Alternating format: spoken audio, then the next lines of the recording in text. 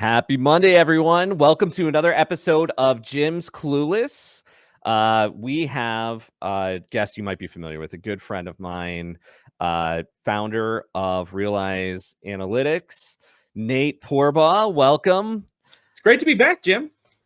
We have a different topic today, right? Because last time we spoke about AI and practical application. Today, we were talking about this a couple months ago. You're talking about zero-party data and how you're super passionate about it, and that's what we're going to learn about today. And my first question about zero-party data is, what is it, and why doesn't it like to party?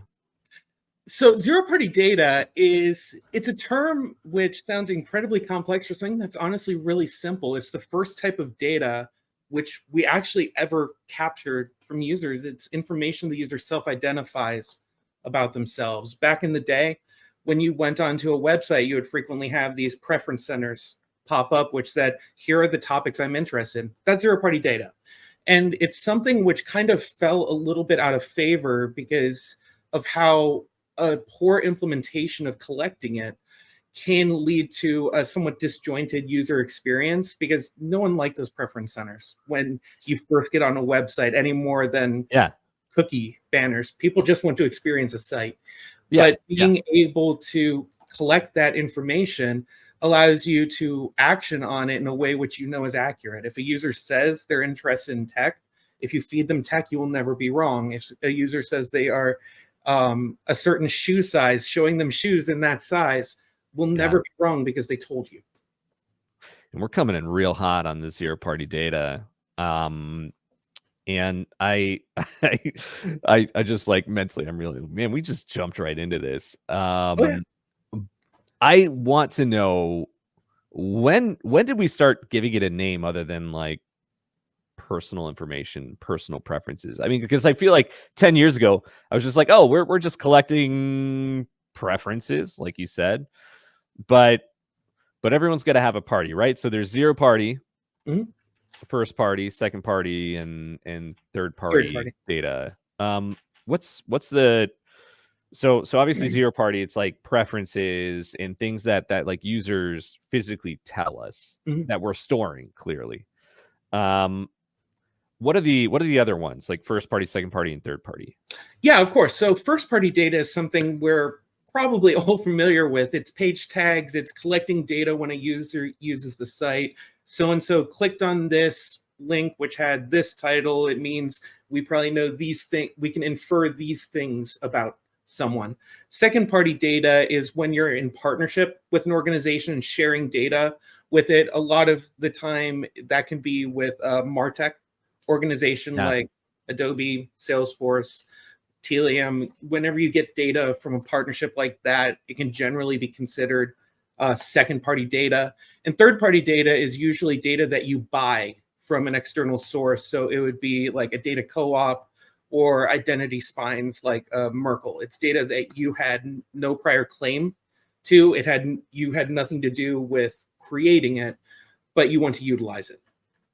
And then after party data is all the crap that they leave behind once you've collected zero, first, second, and third party data. I will lean on your expertise on parties there. I'm an engineer. I have three. I've used up my 2 party jokes in the rule of 3. So save that one. You know, I'm going to save the third one. We'll come full circle and abide by the rule of 3s with my dad jokes. Always.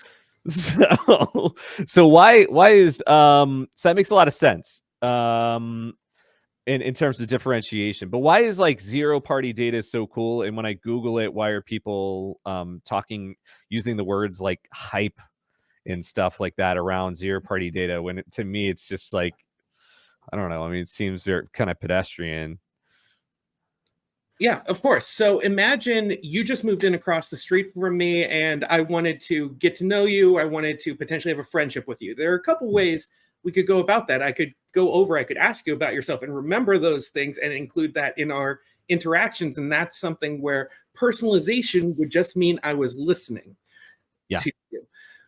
Another way of doing it could be I could go through your trash and try and piece together and infer what I can learn about you. And then in that case, personalization can That's sometimes what I usually do. feel like an exploitation. Yeah. Like with the page tagging, with the first party data, with all of those other parties, the more personalized you can get with the user without them understanding how you got that personalized, it can actually come across as an invasion of privacy. It can be, how did you know that about me? And that's honestly where we get a lot of horror stories about people being overly personalized to and occasionally outing them for. There was one case where a young woman received a personalized mailer for pregnancy supplies, but her parents did not know that she was pregnant. The classic Target use case. Exactly. Is, You've got to be really careful with how you personalize, and you have to make sure that it is respectful both to the engagement with the user, but also to how you got that data. With first party data, it's literally just listening to a conversation with the user. For zero party data really allows the user to feel heard instead of watched. Whereas generally with page tagging, unless they know exactly what you're capturing and how, really effective data capture can come across as an invasion. Okay, so heard instead of watched. But if I'm a raccoon and I'm digging through your trash, can I collect zero party data through digging, like what you said? I mean, you can sort through my trash can. I mean, I could theoretically collect zero party data, right? Or does zero party data imply that it is given?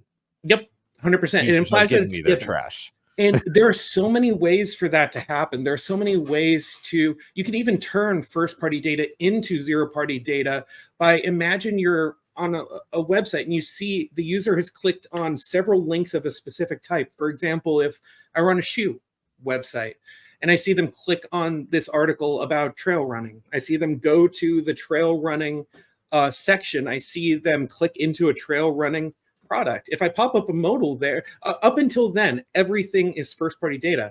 If I could pop up a modal there and say, it seems like you're interested in trail running, would you like us to personalize for this experience? If they answer yes, you've turned the first party data into zero party data by actually confirming. So why do I care about turning it into zero party data versus just making an assumption that they're into trail running? Like, clearly they're on the trail running page, therefore they must love trail running. Or they could be lost. They could be navigating the site trying to find something that they're not able to find. Maybe they're not interested in trail running. Maybe they're interested in running in cities, but they don't know where to actually find that on your site. So they're hoping to find it through connected links. Okay, that makes sense. So you can't know for sure. And also actioning on it, if I were to action on that personalization, A, I don't know if it's 100% accurate until I confirm. And B, if I do action on it, you're then wondering, why am I personalizing on this? So what kind of and so that makes sense. You know, we're making assumptions with first party data. And zero party data eliminates the assumptions. In theory, eliminates the, unless we have a bad user experience of them telling us what they like. So, That's you still know, do you useful. like trail running? No. Nah, you like trail running. That's where you have to listen to the conversation. That's where you have to listen to it and action on it. So how do you action on this? I mean, obviously, when we talk about personalization for like a website, it that makes sense. Like, okay, well, you say you like trail running. It's kind of like when I was a kid and I told my mom I liked a certain kind of cereal. That's all I would get. From then out, I would get that cereal until I hated it. But I know you're probably doing some really cool stuff with zero party data. And I don't know if you're allowed to talk about some of I it. can talk about some, not all. You can talk about some. Can you can we hear some of the cool stuff you're doing with zero party data? Yeah, of course. So one of the biggest buckets for potential zero party data, which you just see completely ignored, is things like product or service reviews, or like those could come on a forum, they could come on like underneath a product page, they could even come through emails to support. All of that is potential zero party data that people are leaving on the shelf, because parsing through and standardizing all of that text previously took a lot of really hard machine learning. And we're looking into ways to take in a large number of reviews simultaneously and process them into standardized analysis columns for voice of the customer to allow for actioning on them. Because if a user gives you a review, they're both trying to inform other potential customers. They're also trying to inform you, and leaving that knowledge on the shelf, it's a gold mine that you're just completely ignoring. Another place where I see people really ignoring the potential for zero-party data is, we talked about AI last time, and I promised I wasn't going to talk too much. Promised myself I wasn't going to talk too much about AI this time. But with chatbots, like, users are giving you so much usable information in the chatbots that you could just be actioning on. For example, I could go onto Nike.com and say on a chatbot, say, I'm looking for men's trail running shoes, size 11 on sale. And suddenly you know exactly that I'm looking for men's shoes, I'm size 11, I'm looking for trail running, and I'm looking for ones on sale. Those are 4 segments which would previously have probably taken multiple page views to get to with any amount of, or multiple sessions, not just page views, to get to without any level of certainty. And you'd be able to get to it far quicker if you just parse what the user's actually saying. So basically, so before, I feel like zero-party data was hard to get, right? Because we're trying to think a lot of oh, you're frozen. Can you hear me? It's me. I can hear you. I can hear you. Oh, there. Oh, there. My camera is having issues. I don't know what's going on. My apologies. That's okay. It's you know, you're not caught in a freeze frame that's like, or that works. All right, I'm replugging in my camera on that. That's okay. So ooh, full on green screen behind you. I love that setup. Screen. Everyone thinks I work in the Delta offices because of my background. It's very, which is fitting, being from Atlanta. Let me see if I can get that working.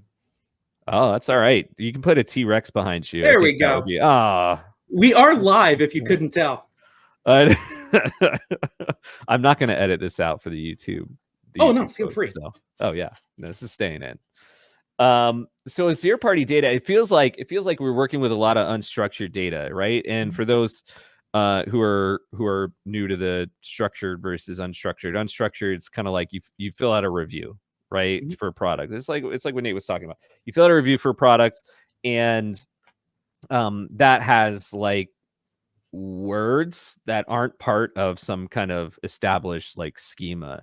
So it's like, I didn't like this bedroom because it smelled like snails. I don't know what snails smell like. Escargot, actually, you know, I mean, in technically it smell like that, but that person would have specified. They know the difference between raw snails and cooked ones.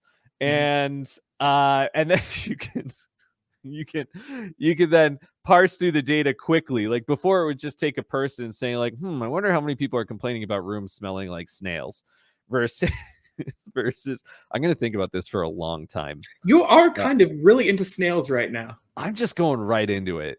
Oh, and it's like, if I feel like if I abandon it after the first one, it's like, wow, Jim just said snails and he's running away from that example. I'm not running away from it. I'm going to make it, I'm obnoxiously going head on into this snail smell type of thing. And maybe through this journey, I'll find a way to make it work. Alrighty. So we're all on the journey together. And so basically before, and I used to do this with like old Facebook stuff. So like 12, 15 years ago or 100 years ago, I would export all the comments on Facebook and try to run a sentiment analysis. This is even before like sentiment analysis tools were like a thing. And they were like just emerging, and figure out like, okay, what's the, time of day analysis. That's not, that's structured. That's not unstructured. Yeah, that's a field. That's a field. But unstructured is taking those words, those paragraphs, those sentences where people are expressing themselves in a unique way, and then finding a way to parse that into something that makes sense at scale. Like I could read a paragraph and figure out what someone's trying to say. I can't read 20,000 of them and find common themes and stuff like that. So my guess, finally, after this long journey of camera woes and snails, It was fascinating. my guess is that zero party data is kind of like heating up a little bit. First of all, it's a made up word, but after the made up word of zero party data, which makes sense why it's called zero party data, right? I'm not using my third joke yet. I'm gonna wait until the end. It makes sense as to why zero party data seems to be a topic of conversation that's more prevalent right now. And I'm guessing some of that is led by NLP and stuff like that. 100%. Yeah. Yeah. Back in the day, like one of the reasons I keep using shoe analogies is I actually did natural language processing for a very large shoe manufacturer that I'm not sure I'm allowed to name directly. But this was back in 2017, before large language models and all that. And even with some of the really good software packages, like I'm sure you're well aware of like NLTK, the natural language toolkit. I can't imagine trying to do it before then, but the sentiment analysis involves basically to take this concept and really do it at a layperson level. You look at things on an individual word level generally and say this word is often associated with this sentiment. This word is often associated with this subject. It's called tokenization. And then if you get more complex, you can look into combinations of words, which these together mean this. And that's the way sentiment analysis was often done in the past, was by looking at the basically values on individual words. It doesn't really get into meaning. It just gets into scoring. Okay. Can you break that down a little bit more, right? You said it looks at individual words, but it doesn't really get into meaning.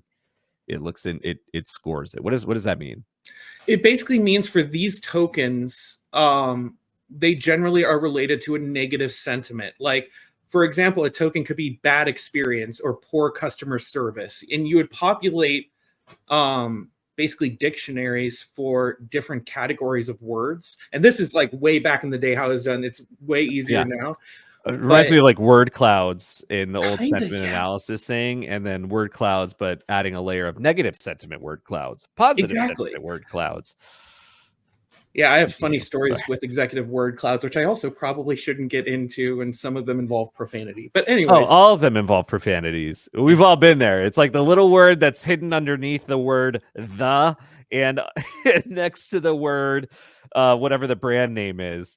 But if you think about tokenization, it's something which is very hard to do well. Like actually just going back to that profanity word cloud example, it's a good example of this. I was working for a very large company which was going through a tech migration, and they were trying to take the feedback that they were receiving from this migration, turn it into a word cloud, and put it on an executive dashboard. And front and center, the biggest word was the F-bomb on the word cloud in various different versions around it. And it's probably the first thing they said when they saw the word cloud too.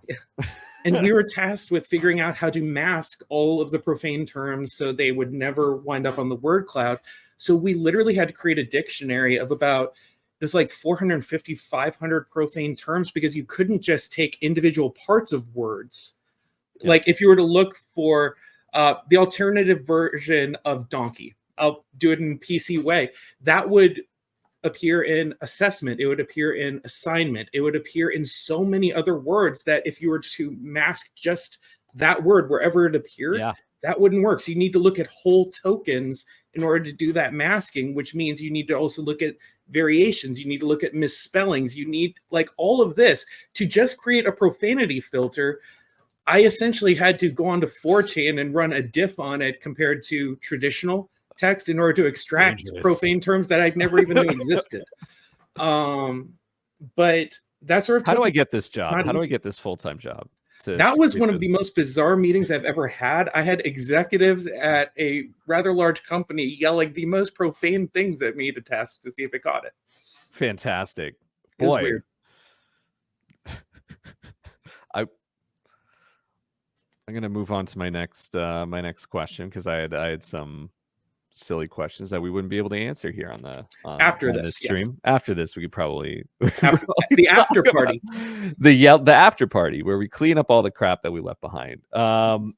So that's interesting. And I always thought, like, when we had these word clouds, someone looks at them like, yes, this word cloud, very cloudy. That looks like a cumulonimbus, like, but with the F-bomb in the middle of it. It's like I never see them like getting a ton of value out of it, because it's always like it's not really like in context. But I feel like first party data has matured past this point where I'm handing a word cloud to an executive and saying, look at this is we put a smiley face in the middle of the cloud, it looks, and even though it's negative sentiment, but maybe No, subconsciously it'll make you happier. How are we now like treating it differently to actually like make substantive decisions? yeah, absolutely. So one of the biggest revolutions for zero party data is true going back to AI. It's large language models, because they're able to understand text and parse it into meanings in a way that machine learning really struggles with. And a lot of the sort of legacy companies in this space are trying to make that pivot from having these really massive and intricate machine learning systems where they've been populating these dictionaries, populating these libraries, populating these workflows to extract sentiment. Whereas now it's a lot more accessible to really anyone to use. Like, if you are any company out there, if you go on to even you could just go on ChatGPT, upload a file of, like, here's some of my reviews, and you can extract sentiments from it that way. Like, the information is a lot more accessible than it used to be, and you don't need those large dictionaries quite as much. And the primary thing stopping us from really activating it on in this way now is the processing costs, because machine learning is largely free because you're just paying for compute resources. If you're using a large language model, generally speaking, you're paying a token cost. What is a token cost? What does that mean? A token cost is basically, if you use a large language model, it's how it charges you. A certain number of words are a certain number of tokens, but that cost keeps coming down more and more, and open source models are more and more accessible. So I personally think we're going to see a lot more activation on zero party data in the very near future, simply because actioning on this unstructured text is way easier now than it used to be. Okay. So basically the basis is like basically the base. I'm trying to give another word with base, but so the use of AI and the use of NLP and stuff like that, in your opinion, is that what's driving increased interest in zero party data?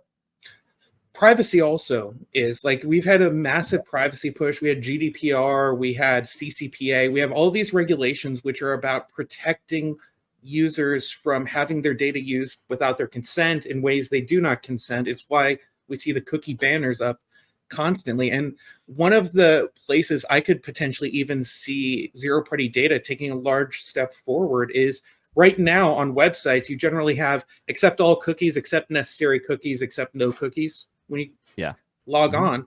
But imagine if you could turn down all cookies where data would be stored, and instead have a chat pop up or a zero party data modal pop up, which allows you to tell the website about yourself, and then it'd be able to personalize your experience from there. And then once the session's done, the data's gone.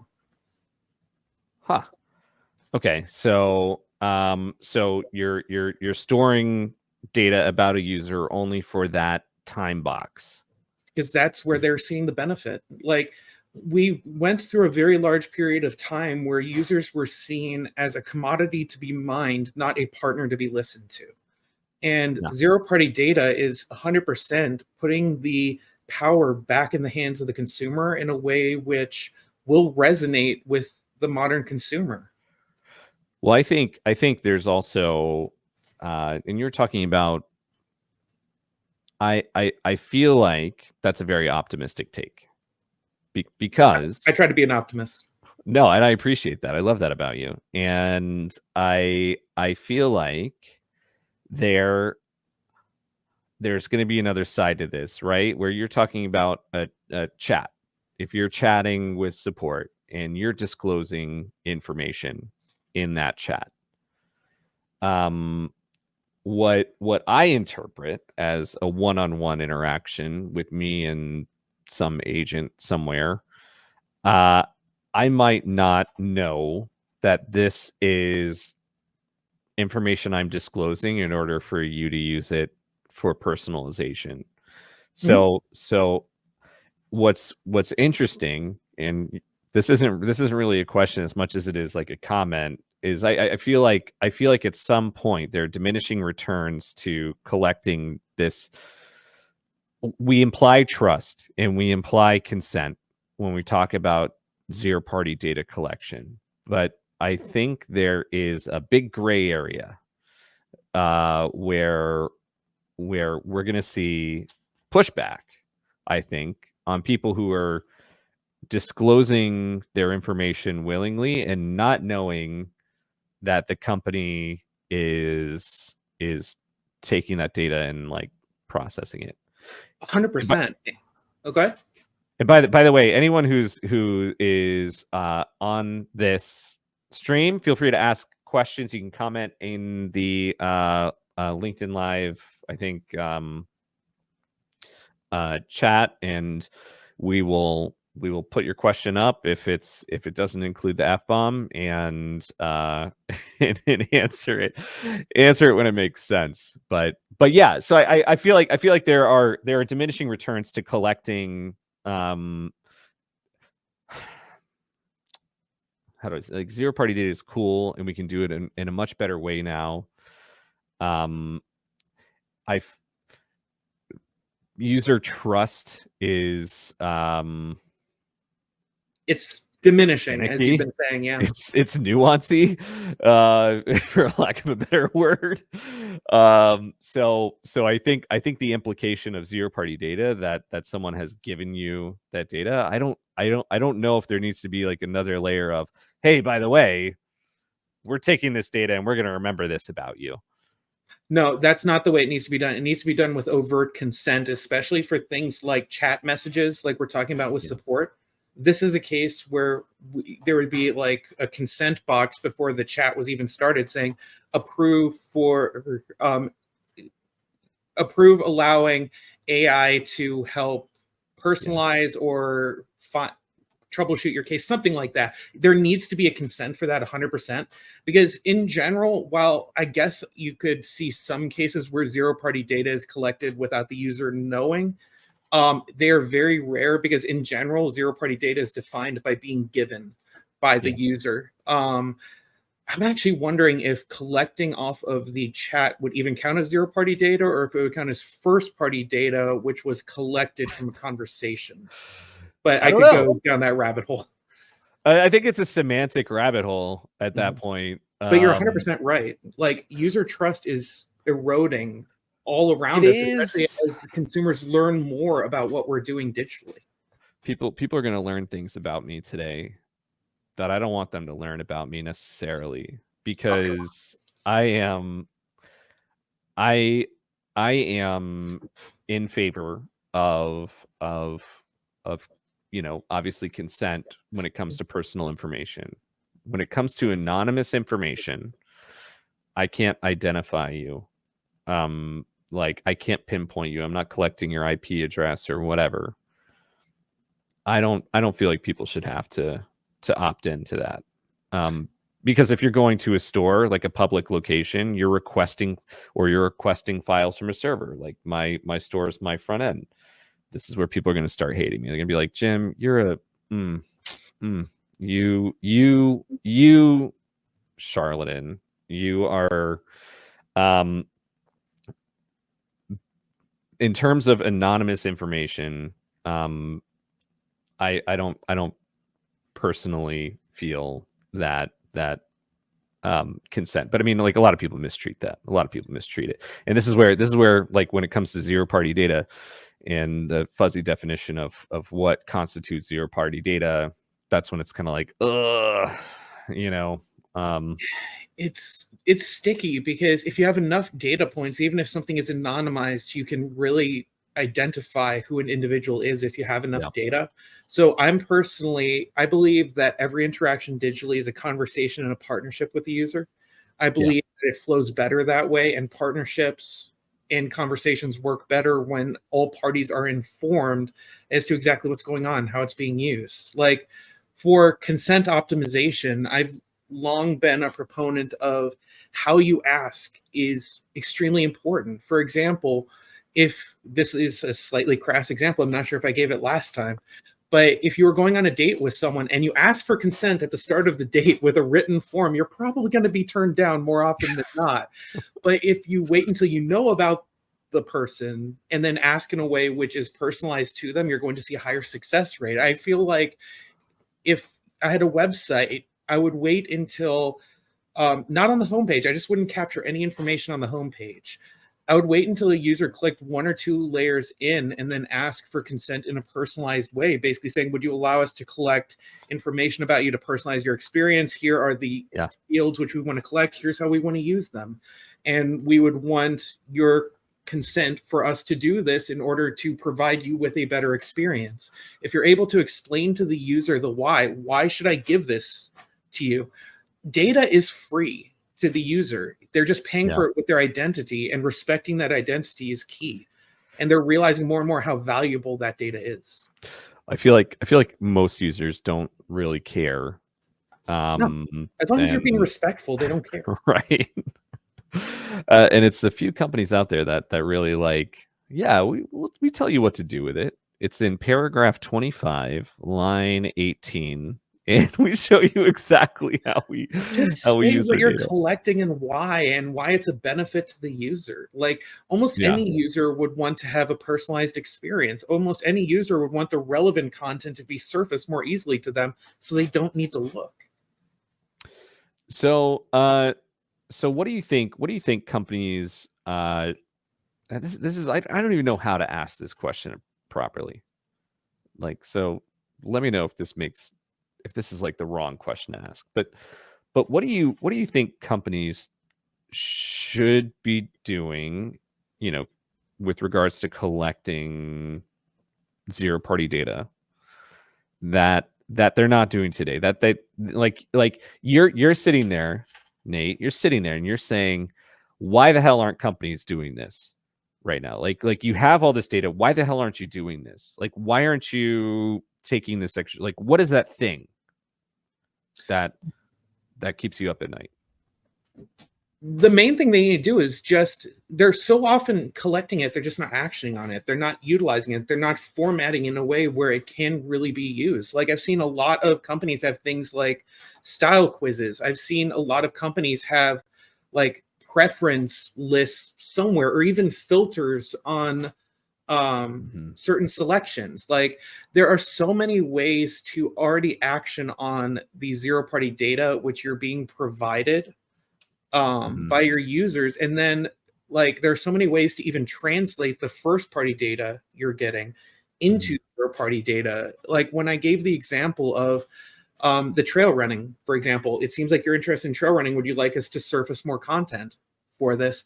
I don't know why more companies aren't doing things like that. It's something which doesn't really disrupt the flow of the visit. It's something which shows that you're trying to use their data to help them find the right content. And it's something which is transparent and respectful. So just using the data that you're already, the zero party data you're already collecting, it could be in feedback, it could be in review, like reviews, definitely voice of the customer. Start using that because it's accessible now. You know, it's interesting. Years ago, I had pitched, no one listens to me, so this is a pitch that I don't that went nowhere. But I had pitched this like, because we're trying to figure out like people's preferences and making assumptions based on like the trail running thing. Like you're looking at trail running, and so therefore I'm going to assume that that's what you want. Like this is what you like, right? First party data. I had this brilliant idea that that we could rename our buttons to be semantic sentences, almost like hear me out. Oh, I'm And listening. anytime you come up with an idea and you have to say hear me out, you know it's Those a are the terrible best ideas. Come on. no, just hear me out. But basically you have like an extended, like, you know how forms have the word submit on them. Like, why doesn't it have something a little bit more descriptive? Yes, I want to do blank. Or which it's like, as a user, you're telling them literally what is happening. You're getting them to consciously read a sentence and say, yes, I want to do that. Now I'm making an assumption that our users are reading, but like, but basically have buttons that basically that operate as a survey, where if you're clicking it, and I know this isn't practical all the time, and can I just say that leaving the word submit on your form, why do people still do that? Why do y'all have submit on there? Are you That is asking kind for of an me odd choice now that I are, think about it. are you asking for me to submit my life to you or something to you? Or are you talking about the technical functionality of a form, and why the hell did you leave it as submit when we're talking to users? I get that it's kind of like using a floppy disk as save. Like, I get it. But can we come up with a better word than submit? Like, please? Like, somebody, like, y'all, change your word. Words matter. Speaking of which, Josh had made a comment. If I walk into a store that says Dallas Cowboys and the front clerk says, "I'm sorry for your loss," I didn't give them consent to learn about me, but I do appreciate their condolences. Don't disagree with your take on anonymous data collection. Thank you, Josh. But I know of several people in my life who I love and adore who would vehemently disagree with me, and so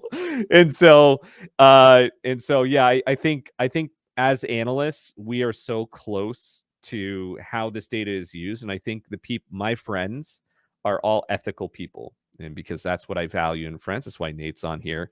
Oh, second mirrored on here for a second time. It's, we work with a lot of ethical people, and so we make the assumption that other people are going to be ethical, and so I understand why folks are hesitant. But yeah, personally, like, if we're behaving ethically, then yes, anonymous data, like, yeah, if you walk into a store, they have cameras all over the place, and y'all don't think they're using cameras and other consultants to sit there and just kind of track the literal demographic of the people who are walking into a store?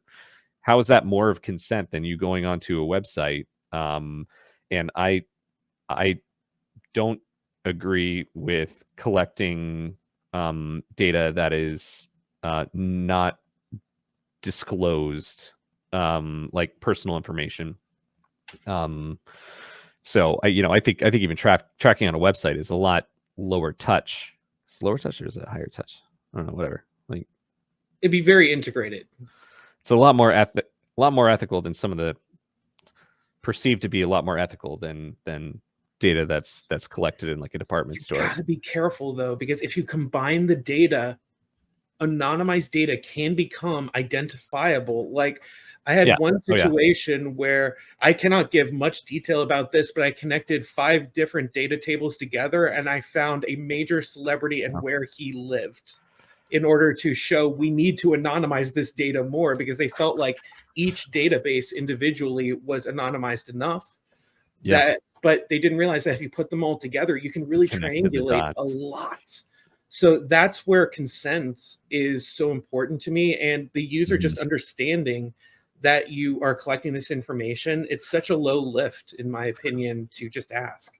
Well, I think that's an outcome of people not being intentional with the data that they're using. Like, 100%. always be intentional. Be intentional. Like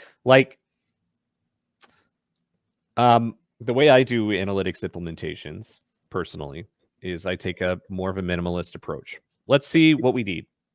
Not like let's collect everything and then see what we need later, but let's see what we need and collect what we 100%. collect based on the decisions that we want to make and anticipate on making, right? and that correspond with how the people who control our budgets perceive our department. You know, I mean, 100%. it's kind of like, and just kind of like leave it there. Could I collect more? Oh yeah, I could collect more. I don't collect more, and again, it's, what are your ethics? Who everyone's different, and but yeah. Yeah, So, a good analogy for how you should think about data is, imagine you're about to go to the store to get groceries. You're going to get groceries for, what am I cooking tonight? What am I cooking tomorrow? What am I cooking later on in this week? But I don't want to think too much further. Otherwise, if I buy a lot of ingredients because, I could use this down the line, I might use this, you're going to wind up with a lot just spoiling on your shelves and taking up space and budget from things that you would actually use.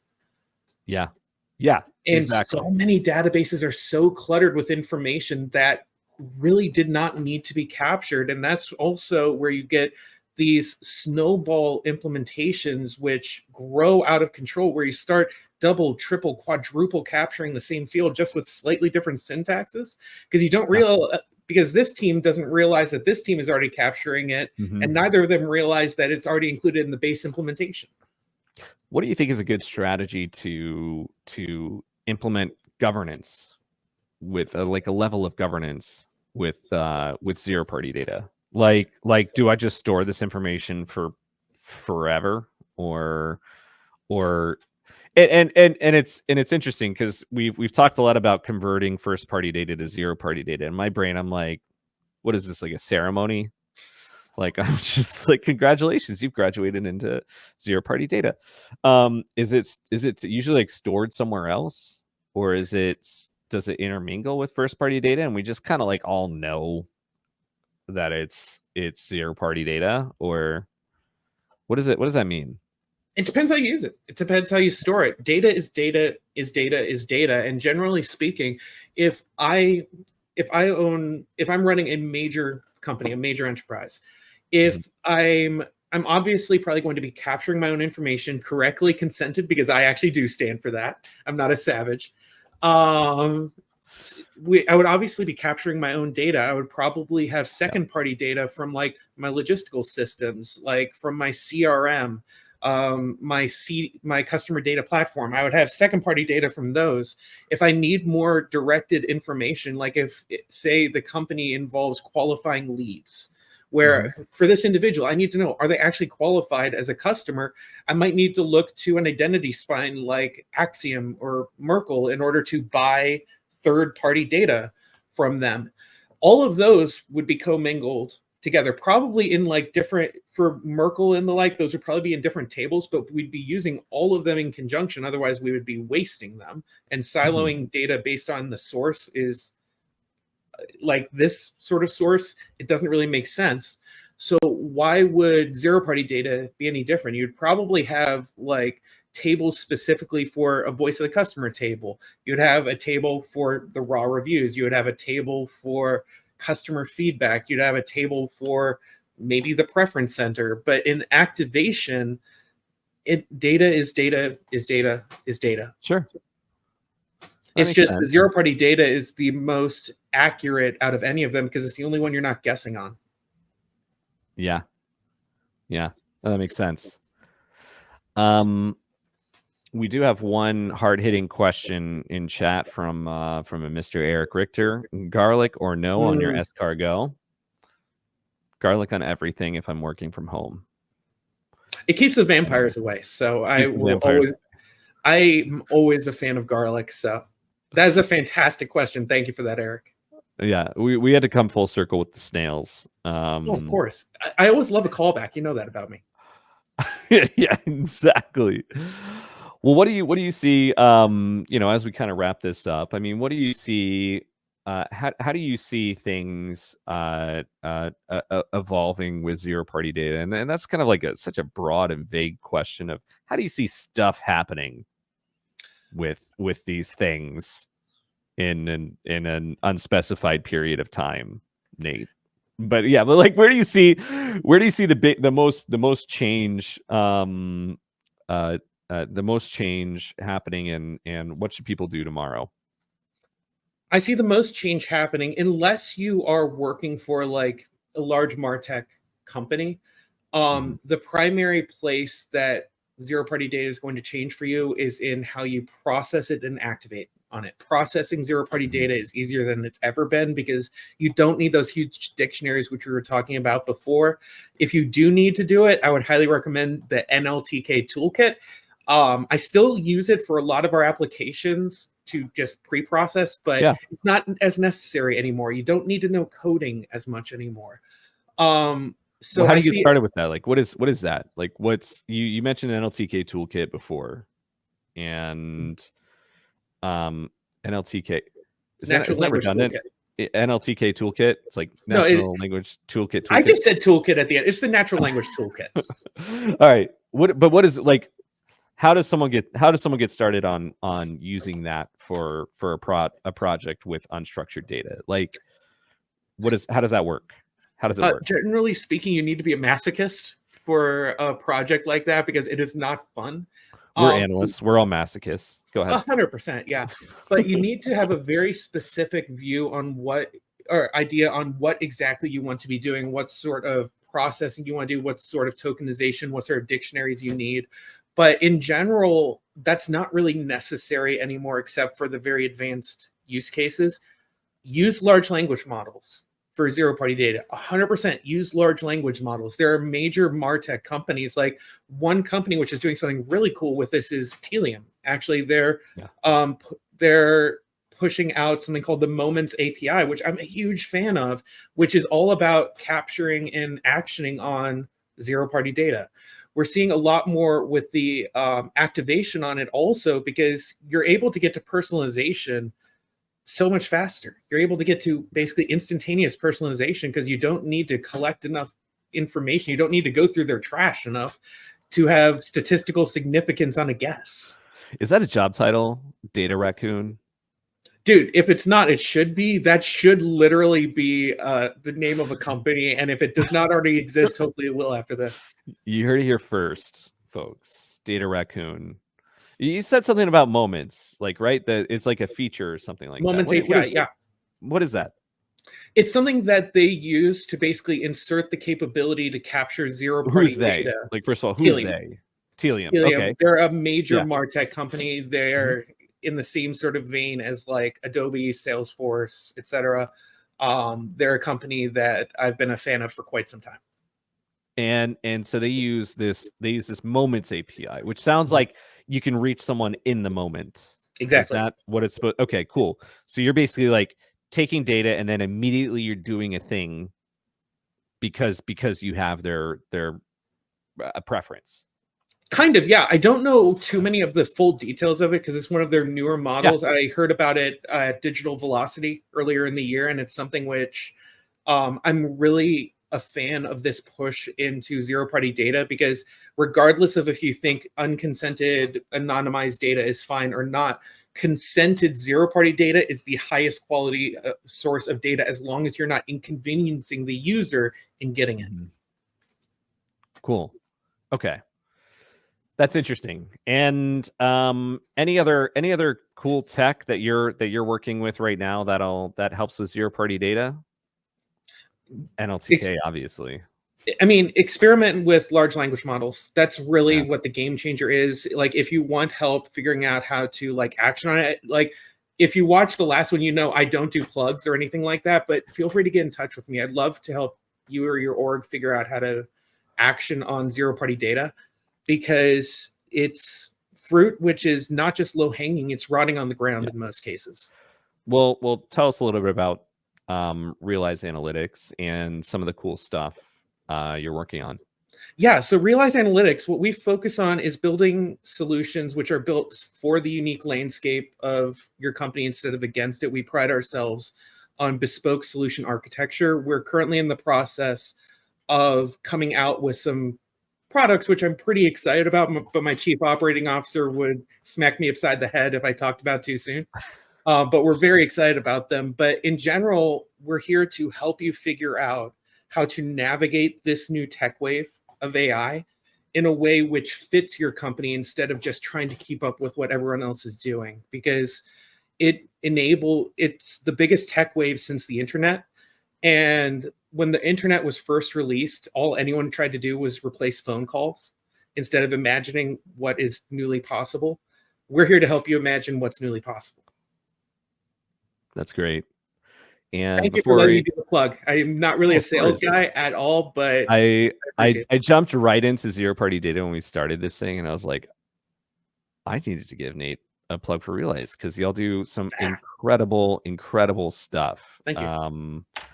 And before we close out, I mean, we have a couple more minutes, so if you have any other questions, please post it in the chat. But I want to know what you're most excited about coming up this fall before the new year. It could be anything, like literally anything. Doesn't have to do with. I know we're all excited about zero party data, but hopefully you're having more than just zero parties of data. There it is. There's number 3. I did it. I'm proud of you on that. That was the whole thing. There was a whole setup for that. Yeah, go ahead, Nate. I have a lot of things I'm very excited about, which I'm not allowed to talk about. They revolve around those products, but in general, I'm really excited to see where this tech wave is going because it's going so fast. Every day I wake up and the technical landscape has changed, and that's exciting to be a part of. That's exciting to be learning new things every day instead of just trying to replicate what's happened before. And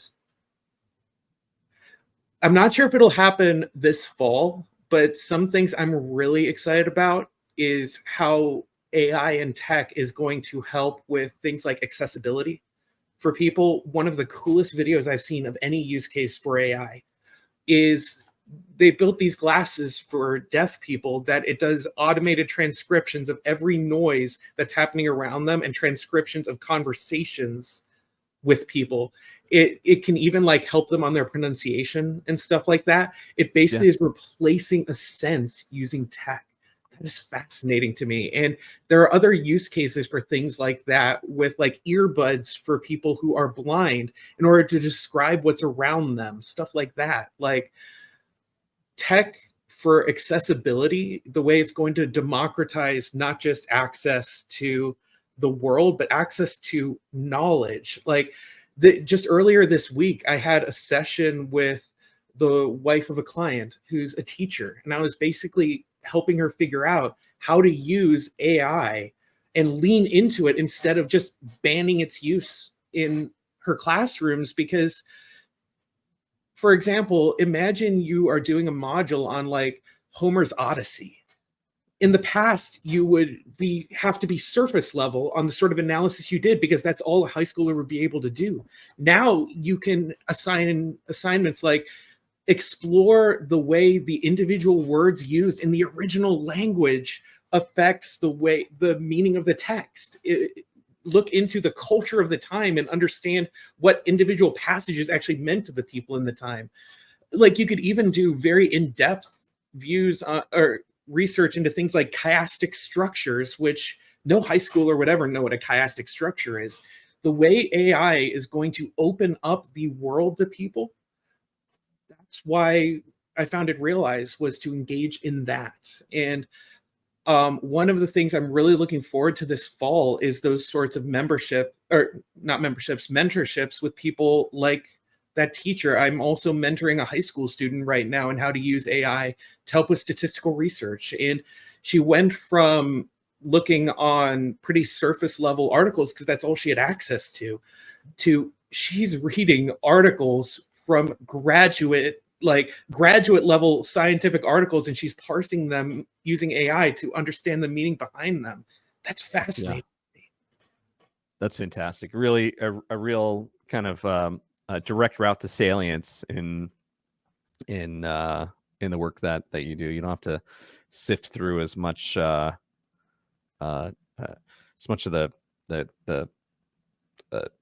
pre-work before you get to the substance. Yeah, you can get straight to understanding, and that's also where I'm so excited about zero-party data. Just to bring it full circle, it allows you to get to understanding of yourself in the minds of your customers, but also it allows you to understand your customers in a way which was previously not really possible. I just love the irony of optometrists teaming up with audiologists to say, what do deaf people need? better glasses. No, but it makes so much sense. It does. this person who tried them on, the pilot parrot, she started weeping because suddenly she was able to understand people talking behind her. Yeah. Like it opened up the world to her in a way which previously wasn't possible. And those are the things which, dude, when AI makes it into universities for doing things like generating hypotheses and tests to test, that's what gets me out of bed in the morning. Yeah, that's fantastic. Well, Nate, it was such a pleasure having you on. And for those who are viewing this live and on YouTube, thank you all for your time and questions. And we'll see you next time. It's always a pleasure, Jim. Have a great day, everyone.